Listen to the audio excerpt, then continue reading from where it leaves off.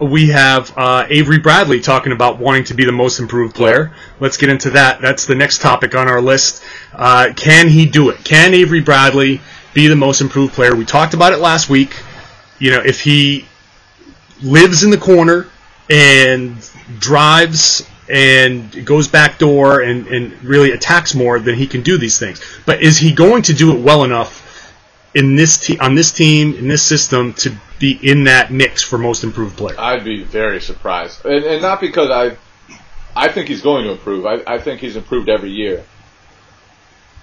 The thing is, like guys who win most improved, the last three were Paul George, who became a superstar, and then it was Goran Dragic, who was like a regular point guard and then became a stud. And then it was Jimmy Butler, who went from like mediocre to all of a sudden absolute star. So, I mean, he would have to become so much better to warrant discussion with those guys, if the competition is similar. So I don't think he will win the award. I do think he'll have a good season. I think he'll have an improved season. I think the coaching staff is stressing all the right things, and I think he's listening to it about his shot selection. And I think that the thing about him is he's not going to get better by becoming more aggressive. Like, he's going to get better by becoming smarter about how to be aggressive. And I think that's something. It's weird because he's only 24 years old. Like, it seems like he's been around for. He's like one of those like fourth year college guys who are playing with all the freshmen, and you're like, wow, like that guy's really old and really like he's still in college. Right. But Avery, like, he's 24, and we think he should be fully formed, but he's still growing, and I think a lot of those will be mental improvements this year. Whether it's, you know, moving more shots to the corner, or instead of, you know, pulling up for mid-range jumpers, like going by someone and creating a play off the bounce. I think that's the next step for him, is becoming like, I don't want to, this is going to sound awful, like making some of the plays R.J. Hunter has made in the preseason, where it's like you take away his three.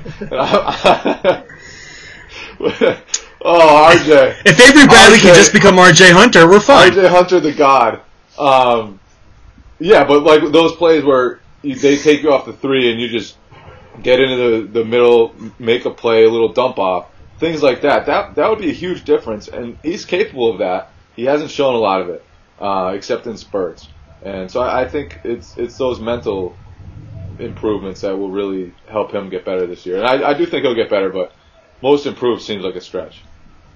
Yeah, I agree with you. I really have not much to add. I think Avery Bradley's going to have, you know, a fine year. I think if he listens to the coaches, like you said, he's going to do just fine, and he'll get some overflow offense, and every once in a while he's going to get hot and he'll have like a few 20-point games.